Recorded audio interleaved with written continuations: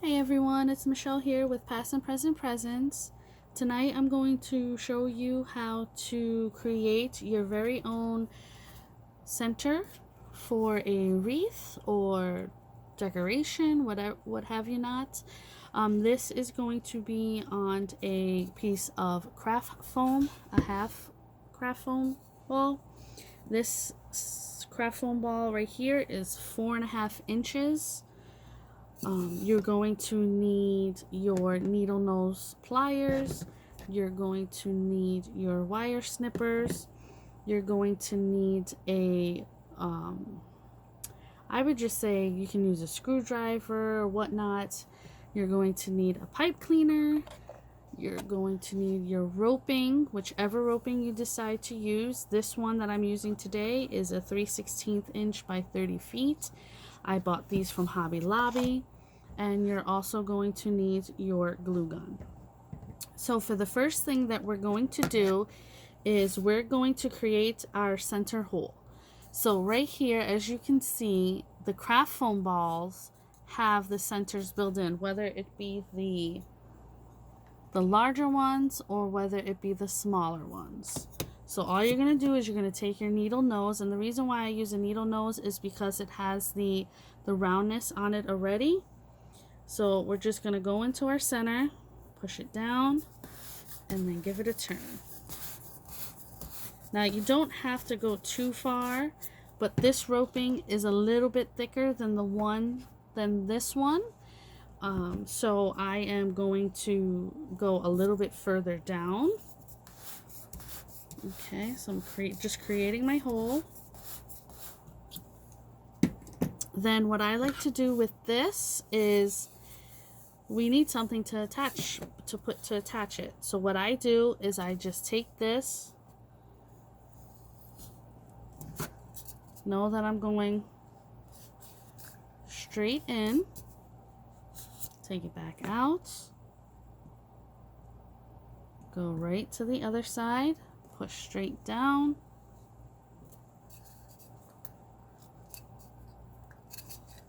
Come out the other side. Now these tools, I bought these in a 4-pack. They come with this, the straight. They come with the slanted hook. They come with just your regular curved hook. And then they come with the right angle. So I bought these at Home Depot. So next, what you're going to do is you're going to take your pipe cleaner and you're just going to thread it through that hole.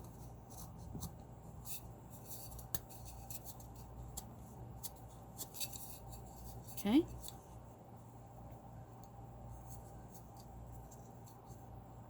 Sometimes it works faster. Sometimes it gets hung up on something. That's why you want it to be as straight as possible, okay? So there it goes. Then you're just going to pull down, and there you go. So now you see how this is right in your center? This is perfect because it gives it more as and makes it more as an adhesive, when you're putting your roping in. So the next thing we're going to do is I'm just going to twist this and bend it just so it's out of my way from when I'm doing my actual roping. So next you're just going to take your hot glue gun, scoot that over.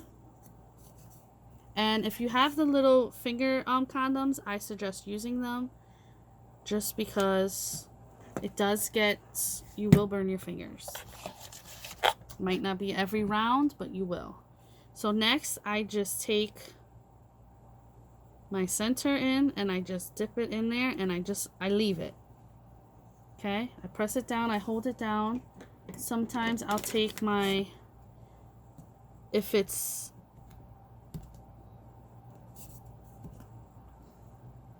giving me problems, I'll just hold it with this. You give it a little bit. And sometimes you know how the beginning of the thread is loose. This gives it a good way of holding it as well. Okay. So we're just gonna wait until that's dry, because you want it to be fully dry before you start tugging on it. So while I do that, the next thing you're going to do is you're going to take your wire cutters, and the craft foam has, as you can see, I started doing it already. It has this outer lip on it. We're going to want to get rid of that, because once we come down to this edge, we're not going to want this, because then your roping is just gonna go haywire, and it's not gonna look good. It's gonna get all crooked, and you're gonna have it lapping over each other. So you're gonna want to do that while this is, I do this while this is drying. This way it gives it more time to amply dry. Okay.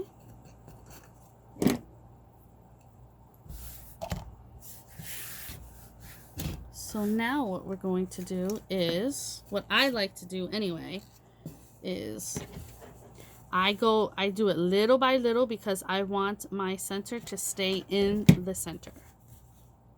I want, when I'm twisting it, for my center to actually, when it's going around, to actually be even on the bottom. Sometimes if you put your center off a little bit while you're doing this step, this is the most important step you're going to do. So this part, I would take your time, because you don't want it to be wonky donkey on the bottom. Okay. So then we just add a little bit more. And you don't want to add too much, just because as you're turning this, you don't want the glue to dry and clump up, and then you're going to get it all over the place. So you just put a tidge. Just a tidge. Okay. Then what I also do is I'll come back in with my tweezers, and if I have any glue that is poking up, I'll just take this. I let the glue dry first, this way, because if you touch the glue while it's doing this, it's going to turn a different color. Even if you have the glue, the clear ones, it's going to change, and we don't want that. We want our centers to be nice, just like this one. See how this one has nothing on it? Well, except for my finger. Okay. So then all you're going to do is you're going to put a little bit, as you can see, you're going to put a little bit on the outside. Not directly on the roping. Just because, like I said, you don't want your center to clump up. Like I said, this is the part where you're going to take your time. Just because this is going to be the most noticed part about your center.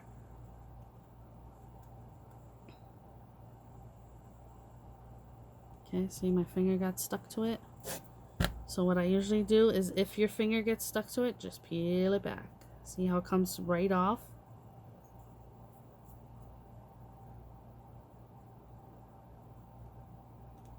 It's like surgery. And especially you don't want to do it too many times, especially with the black, because then you'll see it. Okay, so then all you do is, I don't put it, when I have a black center, I don't put it on the roping. I like to do it a little bit further away and then pull it in, just because, like I said, the black, it will show up on your black. Okay, so see how that's looking right now? I'm going to do a little bit more, and then I'm going to pause the video, and I'll finish it down to the end, and then you can see how we finish it, okay?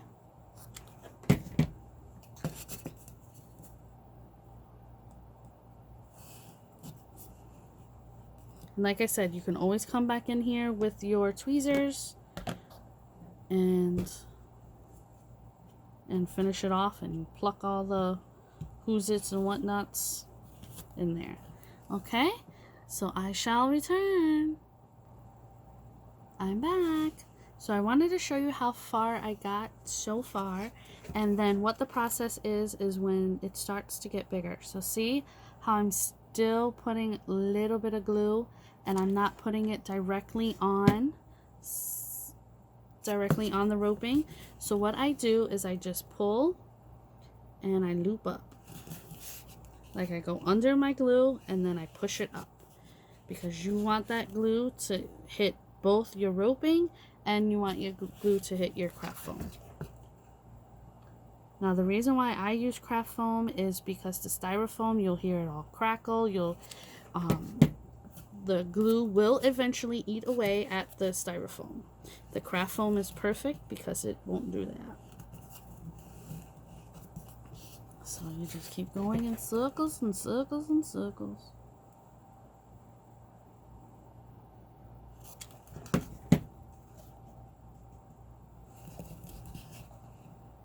Okay, so I'm going to keep going and I'll be back again. Okay, so now we're getting down to the nitty-gritty. We're getting down to the end part. I just saw that in the light. So the same thing goes, is you're going to still do it about a centimeter away. Okay, now this one, you're going to want to push up tight. You're not going to want to keep it down on the bottom, just because it will get uneven. Well, it does for me anyway. Sorry, move you over a little bit. Okay, we're still going around. Doing the same thing we did for every other row. Except for we're getting closer to the edge now. So this is where your little finger muscles come into work, okay? So this will probably give you a roll of 30 feet will probably give you one of the 4.5 and one of the small ones.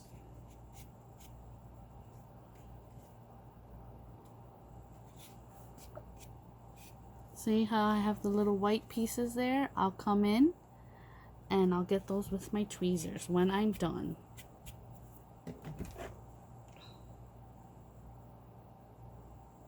Now this one's going to get a light one just because it's getting towards the end. And we don't want too much to overlap.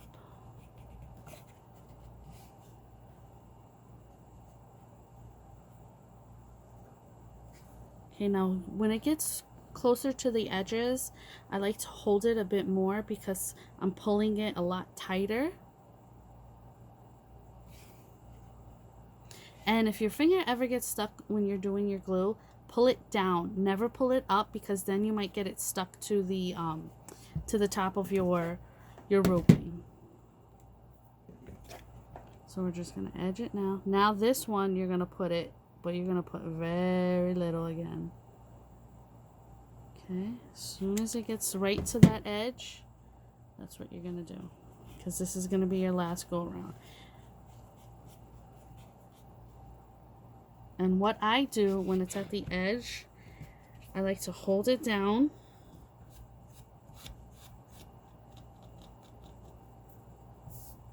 Just for a couple of seconds.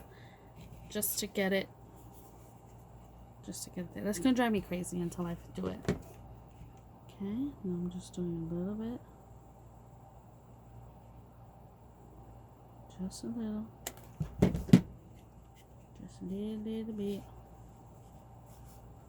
Same thing, push it down, because putting the weight on it makes it move closer, because we want a flat bottom. Okay, so that looks good.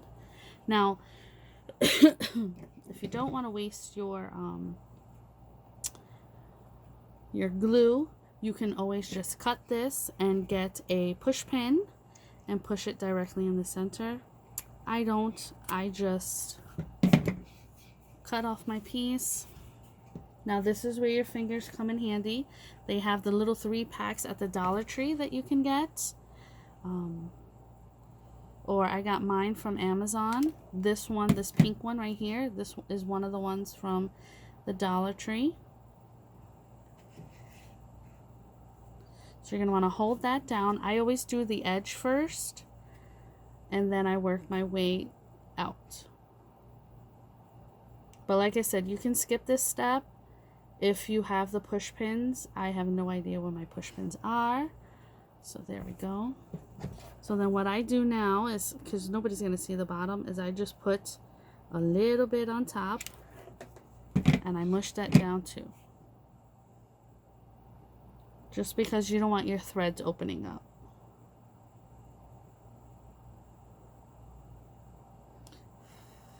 Okay, then I just roll it off. And the glue's not hot anymore. Okay, get it off the finger. Now get rid of your spider webs. Now I just take, there's no point in wasting space and keeping these whole rolls. So I just take them off. Use the tape for the other side. Do it like that. Come down. And then I have my rope. The rest of my roping. So now, put that back on its stand. So this is what your center will look like when you're finished. And you will have, oh, let's get these spider webs off of here. And you will have your pipe cleaner as your attachment. I mean, if you don't like the way this looks and if you're selling these, then you can always put a piece of felt or something down here to cover it up and just poke the holes with your center. And then if you ever get any of the white onto your color and you can see it, all you have to do is just get a marker, get the same color marker, and just color it in.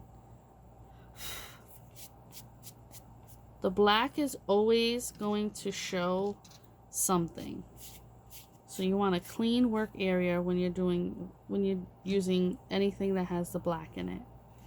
So that's all she wrote.